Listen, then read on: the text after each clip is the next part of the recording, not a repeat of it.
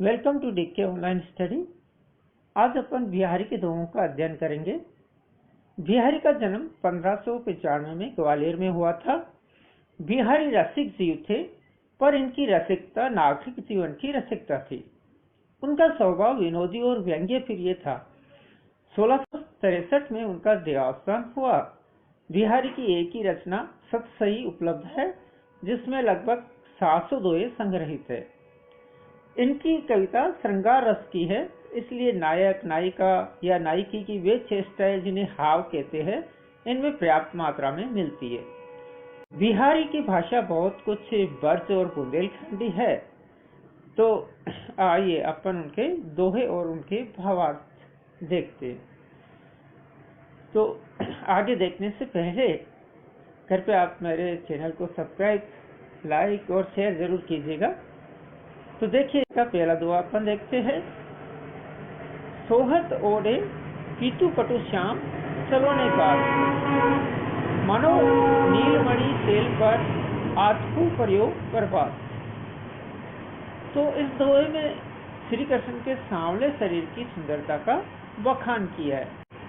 कवि कहते हैं कि श्री कृष्ण के सांवले शरीर पर पीले वस्त्र बहुत अच्छे लग रहे हैं। ऐसा लग रहा है जैसे नीलमणि पर्वत पर प्रातः काल की धूप पड़ रही हो। यहाँ पर श्री कृष्ण के सांवले शरीर को नीलमणि पर्वत तथा पीले वस्त्र सूर्य की धूप को कहा गया है। तो यानी कि इस दोहे में कुल मिलाके जो श्री कृष्ण भगवान है, उनके रूप सौंदर्य का वर्णन किया गया है। उनके सौंदर्य का वर्णन नीलमणि पर्वत पर पड़ने वाली सुबह की धूप से किया गया है। आइए अब इनका अगला दोहा देखते हैं। कहलाने एकत वसी, कहलाने एकत वसत, अहि मयूर मृग भाग, जगतु तपोवन सो कियो, दृग दाक निदाक। इस दोहे में बिहारी कहते हैं कि भीषण गर्मी से बेहाल होकर सभी जानवर एक स्थान पर बैठे। मोर और सांप एक साथ बैठे, हिरण और शेर एक साथ बैठे।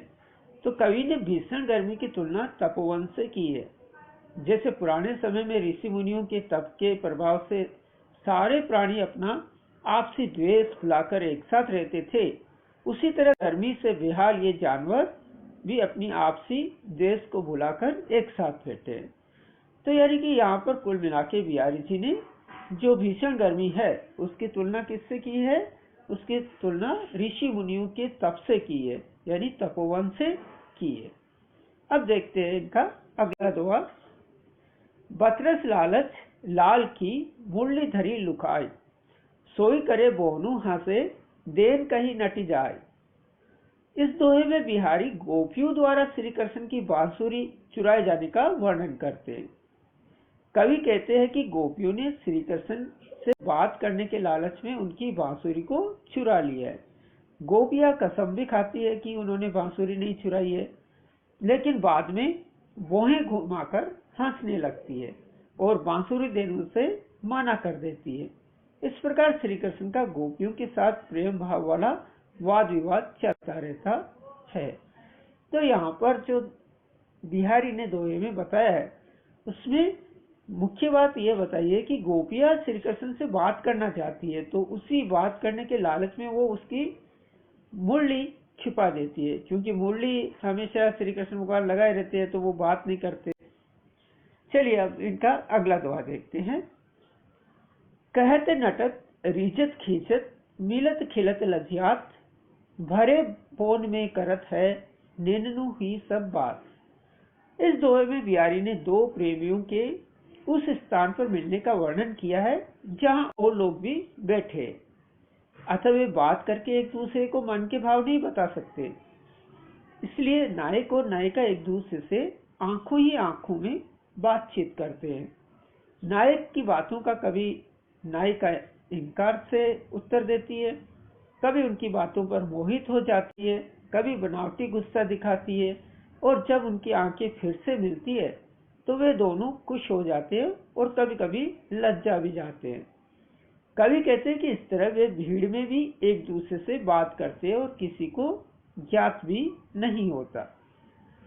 आइए अब इनका अगला दोहा दोहा देखते हैं। बैठी रही अति सघन बन, पेटी सदन तन माह, देखी दोपहरी जेठ की, छाहो चाहती छां। तो यहाँ पर बिहारी जी जो जेठ का महीना होता है गर्मियों में, उसकी भयंकर गर्मी की प्रबलता को प्रकट कर रहे हैं। वो कह रहे हैं कि जेठ महीने की गर्मी इतनी अधिक हो रही है कि छाया भी छाया को ढूंढ रही है, अर्थात यह भी गर्मी से बचने के लिए जगह तलाश कर रही है। वह या तो किसी घने जंगल में मिलेगी या किसी घर के अंदर। यहाँ मूल रूप में कवि ने प्रकृति के बदलते रूप का वर्णन किया है और जेठ के महीने की तुलना किससे की है? जेठ के महीने की तुलना भयंकर गर्मी वाले समय से की है, जहां पर कि यानी कि सब अपने को बचाने की तलाश में जुटे हुए रहते हैं। तो ऐसा ही छाया भी कर रही है। अगला दुआ देखते हैं इनका।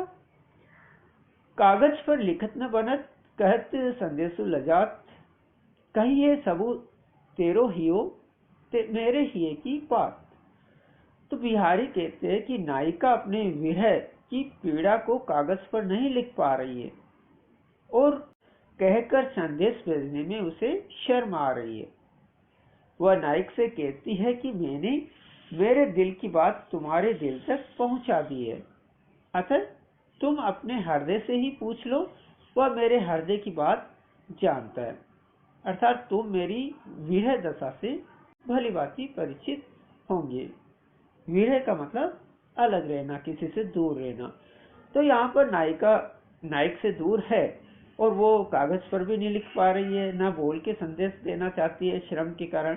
तो वो कहती है कि आप अपने हृदय में मेरे हृदय की बात जान लीजिए। अगला दुआ देखिए।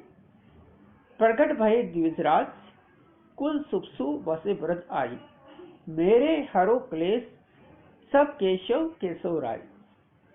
तो यहाँ पर बिहारी कहते हैं कि हे श्री कृष्ण, आपने चंद्रवंश में जन्म लिया और खुद ही ब्रज में आकर बस गए। बिहारी जी के पिता का नाम भी केशव राय है और श्री कृष्ण का एक नाम केशव भी है। इसलिए कवि कहते हैं कि आप मेरे पिता के समान हैं और मैं आपका पुत्र, अतः मेरे सारे कष्टों का नाश कर दीजिए। तो यहाँ पर बिहारी ने अपना संबंध श्री कृष्ण भगवान से जोड़ा है। श्री कृष्ण भगवान को अपने पिता के समान बताया है और खुद को उनका पुत्र बताया, और पुत्र होने के नाते वो श्री कृष्ण भगवान से ये प्रार्थना कर रहे हैं कि वो उनकी पीड़ा कष्टों को दूर करें। देखिए अब अगला दोहा। अगला दोहे में जप माला छापे तिलक सरे न एको कामू, मन काछे नाचे भूता सांचे रांचे रामू। बिहारी जी कहते हैं कि केवल ईश्वर की नाम की माला जपने से, ईश्वर नाम लिख लेने से तथा तिलक करने से ईश्वर भक्ति का कार्य पूरा नहीं होता। यदि मन में ईश्वर के लिए विश्वास न हो तो उसकी भक्ति में नाचना भी व्यर्थ है। इसके विपरीत जो सच्चे मन से ईश्वर भक्ति करते हैं, ईश्वर उन्हीं पर प्रसन्न होते हैं। इसका मूल भाव यह है कि भगवान को खुश करने के लिए बाहरी दिखावा करना व्यर्थ है, क्योंकि वे तो सच्चे मन से की गई प्रार्थना से ही प्रसन्न होते हैं। तो यहाँ पर सच्चे मन की बात कही है कवि ने। तो अगर आपको दोहे समझ में आ गए हो, अच्छा लगा ये वीडियो, तो कृपया मेरे